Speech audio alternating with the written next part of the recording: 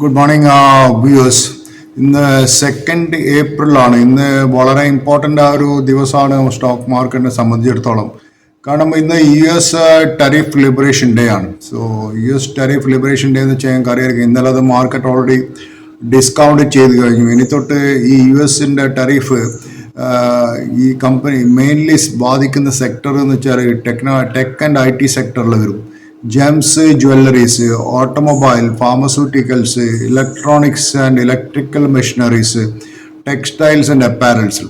ഇതിലിപ്പോൾ tech Stokes ഇന്നലെ തന്നെ നിങ്ങൾ കണ്ടിട്ടുണ്ടാവും. നമ്മളെ ഇൻഫോസിസ്, US എക്സ്പോസുള്ള വലിയ കമ്പനീസാണ് ഇൻഫിയൊക്കെ, അതൊക്കെ കറക്റ്റ് ചെയ്ത് കഴിഞ്ഞു. അതുപോലെ തന്നെ ഫാർമസ്യൂട്ടിക്കൽസിൽ നിങ്ങൾക്കറിയാമല്ലോ, doctor Reddy, Sun Pharma, Aurobindo Pharma, ഇതൊക്കെ ഓൾറെഡി കറക്റ്റ് ചെയ്ത് കഴിഞ്ഞു. പക്ഷേ ഈ സ്റ്റോക്സ് വാച്ച് ചെയ്യുക.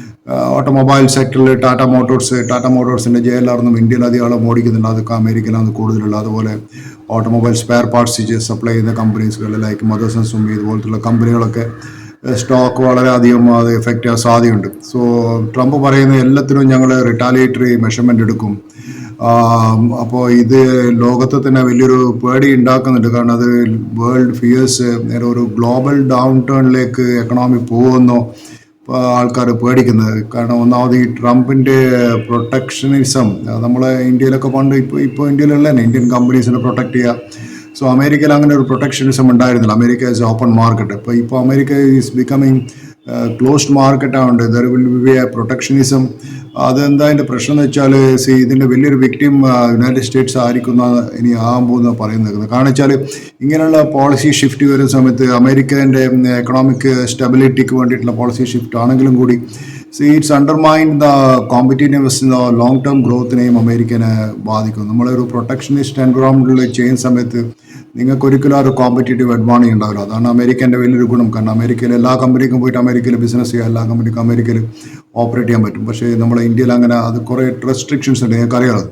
അപ്പോൾ കുറച്ച് മുമ്പ് നമ്മുടെ ഇന്ത്യൻ പ്രൈം മിനിസ്റ്റർ ട്രംപിനെ കണ്ട സമയത്ത് ഇന്ത്യൻ പ്രൈം മിനിസ്റ്റർ പറഞ്ഞിരുന്നു, ഇന്ത്യയായിട്ട് അമേരിക്കക്ക് ഏകദേശം 45.6 ബില്യൻ്റെ ട്രേഡ് ഡെഫിസിറ്റ് ഉണ്ട്, ഇതെങ്ങനെ ഞങ്ങൾ കോമ്പൻസേറ്റ് ചെയ്യാൻ പോകുന്നു ചോദിച്ച സമയത്ത് നരേന്ദ്രമോദി പറഞ്ഞതെന്ന് വെച്ചാൽ, V are going to by energy like gas, petrol, ഇതുപോലത്തെ എനർജി ഇമ്പോർട്ട്സ് യൂസ് ചെയ്യുന്ന പറഞ്ഞിട്ടുള്ളത്. അത് നമുക്ക് വരും ദിവസങ്ങളിൽ കാണാം എത്ര എനർജി അമേരിക്കയിൽ നിന്ന് വാങ്ങിച്ചിട്ട് ഇവിടെ ഏത് പ്രൈസിനാണ് അവർ കൊടുക്കാൻ പോകുന്നത്. You cannot compete the energy price. ഖത്തറിൽ നിന്ന് വാങ്ങുന്ന ഗ്യാസിൻ്റെ അതേ പ്രൈസിൽ അമേരിക്കയിൽ നിങ്ങൾക്ക് സപ്ലൈ ചെയ്യുന്ന നിങ്ങൾ വിചാരിക്കുന്നുണ്ടോ? I don't think so. പക്ഷേ ഈ ചുരുക്കത്തിൽ സാധാരണക്കാരന് എനിക്ക് മനസ്സിലാക്കിയെടുത്തോളം കാലം എന്താണ് ഈ ട്രംപിൻ്റെ ടരീഫ് എന്ന് വെച്ചാൽ, ഒരു സിമ്പിൾ വേർഡിൽ പറയാന്ന് വെച്ചാൽ, ഫോർ എക്സാമ്പിൾ നമ്മളെല്ലാ ദിവസവും ഗ്രോസറി വാങ്ങുന്ന ഒരു ഷോപ്പ് എന്ന് വെച്ചു. ഫോർ എക്സാമ്പിൾ ഒരു ആഡം എന്ന് പറഞ്ഞ ഒരാൾ ഈ ഗ്രോസറി ഇപ്പോൾ അതിൻ്റെ വീട്ടിൻ്റെ അടുത്തുള്ള ഒരു ഗ്രോസറി ഷോപ്പ് പോയിട്ട് എല്ലാ ദിവസവും അവൻ്റെ പിടിയിൽ നിന്ന് ഗ്രോസറി വാങ്ങുന്നുണ്ട്. സോ അപ്പോൾ ഈബ് എന്ന് പറഞ്ഞാൽ അയാളെ പേര് ചോദിച്ചോ ഗ്രോസറി ഷോപ്പിൻ്റെ. അപ്പോൾ ഈബ് എന്താ ചെയ്യുന്ന ദിവസം വെച്ചാൽ, ഈ കിട്ടുന്ന പൈസ അയാൾ മറ്റുള്ള പല കാര്യങ്ങളിലും സ്പെൻഡ് ചെയ്യും. ഓൺലൈൻ പ്ലാറ്റ്ഫോമിലായാലും മറ്റുള്ള സ്ഥലത്തേക്ക് പൈസ സ്പെൻഡ് ചെയ്യും. എന്നിട്ട് സാധനം പിന്നെയും കൊണ്ടുവരും, പിന്നെ ഇത് ആഡത്തിന് ബുക്കും. പക്ഷേ ആഡം മനസ്സിലാക്കി, ഞാൻ ഇവൻ്റെ അടുക്കുന്ന എല്ലാ ദിവസവും സാധനം മേടിക്കുന്നു, ഇവൻ എൻ്റെ അടുക്കുന്ന ഒന്നും വാങ്ങിക്കുന്നില്ല. എൻ്റെ കുറേ പൈസ തന്നെ ഈ ഗ്രോസറി ഷോപ്പ് വരെ വാങ്ങിച്ചു, എന്തുകൊണ്ട് എൻ്റെ അടുക്കുന്ന സാധനം വാങ്ങിക്കുന്നില്ല? അപ്പോൾ അവൻ പറഞ്ഞു, ഞാൻ എൻ്റെ അടുക്കുള്ള സാധനം വാങ്ങിക്കട്ടെ. അപ്പോൾ ഒരു അയാൾ ചെന്നിട്ട് പറയും, നീ ഇത്ര സാധനം ഞാൻ എൻ്റെ അടുക്കുന്ന വാങ്ങിച്ചു, so now you keep buying from me also. So അയാൾ ഇങ്ങനെ ത്രട്ടൺ ചെയ്യും, എനിക്കൊരു there is no trade balance between you and me. ഞാൻ നിൻ്റെ അടുക്ക കൊണ്ട് എല്ലാ ദിവസവും പൈസ തരും, പക്ഷേ നീ എൻ്റെ അടുക്കുന്ന ഒന്നും വാങ്ങുന്നില്ല, എൻ്റെ പൈസ എല്ലാം നിൻ്റെ അടുക്ക വരും. സോ അങ്ങനെയുള്ളൊരു ബിസിനസ് റിലേഷൻഷിപ്പ് എനിക്ക് ആവശ്യമില്ല എന്നാണ് അയാൾ പോയിട്ട് ഗ്രോസറി ഓണറോട് പറയുന്നു. സോ ഇപ്പോൾ ഇങ്ങനെ എല്ലാവരും ഇൻസിസ്റ്റ് ചെയ്യാന്ന് വെച്ചാൽ, ഇത് economy will be grind to a halt. So that will effectively drag back to a barter സിസ്റ്റത്തിലേക്ക് പോകുന്നതാണ് പറയപ്പെടുന്നത്. സോ അതുകൊണ്ട് പക്ഷേ ഇതിൻ്റെ ഒരു പ്രശ്നം എന്ന് വെച്ചാൽ, everybody wants to do trade with US. ഇതെന്താ ഇതിൻ്റെ ആവശ്യം? അമേരിക്കയിലേക്കായിട്ട് മാത്രം നിങ്ങൾ ട്രേഡ് ചെയ്യേണ്ട ആവശ്യം എന്താ വെച്ചാൽ, ലോകത്തിലാകെ വിശ്വസിക്കാൻ പറ്റുന്ന കറൻസി അമേരിക്കൻ ഡോളർ മാത്രമേ ഉള്ളൂ ഇന്നത്തെ സ്റ്റാൻഡേർഡിൽ. സോ ആർക്കും ഇത് നോർത്ത് കൊറിയയിലോ ശ്രീലങ്കയിലോ ബംഗ്ലാദേശിലോ സാധനം എക്സ്പോർട്ട് ചെയ്തിട്ട് അവരെ ബംഗ്ലാദേശിലെ കറൻസി ശ്രീലങ്കൻ്റെ റുപ്പി ഇന്ത്യ കുറേ വാങ്ങിച്ചു നോക്കോ, അല്ലെങ്കിൽ ശ്രീലങ്കൻ്റെ കറൻസി കുറേ ഇന്ത്യ വാങ്ങിച്ചു നോക്കോ? നോർത്ത് കൊറിയൻ്റെ കറൻസി ഇന്ത്യ വാങ്ങിച്ചു നോക്കില്ലല്ലോ. Everybody wants to trade in dollars because dollar is one of the strongest currency, and dollar on the other hand reserve the gold ഒരു ഗ്ലോബൽ റിസർവ് കറൻസിയും കൂടിയാണ്. സോ അതുകൊണ്ട് അത് ഒരു കോൺഫിഡൻസും സ്റ്റെബിലിറ്റിയും ആ കറൻസിക്ക് ഉണ്ട്. അതുകൊണ്ട് എന്താ വെച്ചാൽ ട്രംപിൻ്റെ ഈ ത്രെട്ടണിങ്, സോ എനിക്ക് തോന്നുന്നു it will undermine even the dollar's global role എങ്ങനെയാണ് വരാൻ പോകുന്നതെന്നുള്ള കണ്ട് തന്നെ ആണ്. സോ വേറൊരു കാര്യം എന്ന് വെച്ചാൽ ഇയാൾ പറയുന്ന പോലെ ഈ ട്രേഡ് ബാലൻസ്, ടാരിഫ് ബാലൻസ് വരാമെന്ന് വെച്ചാൽ അതും കുറേ ഡിഫിക്കൽട്ടാണ്. കാരണം വെച്ചാൽ ഫോർ എക്സാമ്പിൾ ഒരു കൺട്രി ഫാർമസ്യൂട്ടിക്കൽ ഗുഡ്സ് എക്സ്പോർട്ട് ചെയ്യുന്നൊരു കൺട്രിയാണെന്ന് വെച്ചു.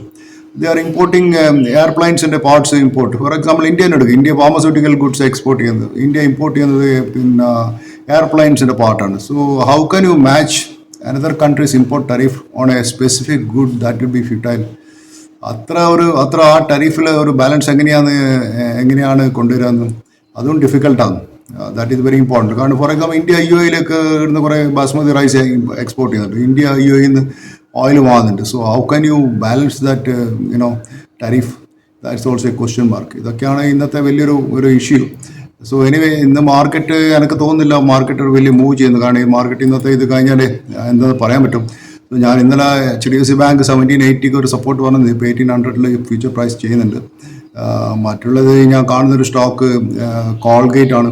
കോൾഗേറ്റിനെ കുറിച്ച് എനിക്ക് പറയാനുള്ളത്, കോൾഗേറ്റിൻ്റെ ഒരു പ്രൈസ് ചാർട്ട് ഞാൻ ചെക്ക് ചെയ്ത സമയത്ത് Colgate was trading around 200 rupees. അതൊരു 2008 200 റുപ്പീനെ ട്രേഡ് ചെയ്ത് കോൾഗേറ്റാണ്. അത് 2024 ചെയ്ത് ഏകദേശം 3,800 ഓൾമോസ്റ്റ് 4,000 അടുക്ക വരെ പോയി. നിങ്ങൾ ആലോചിക്കണം, നിങ്ങൾക്ക് എത്ര % റിട്ടേൺസ് ആ കോൾഗേറ്റ് വന്ന് 1850% റിട്ടേൺസ് തന്നൊരു സ്റ്റോക്കായത് കോൾഗേറ്റ്.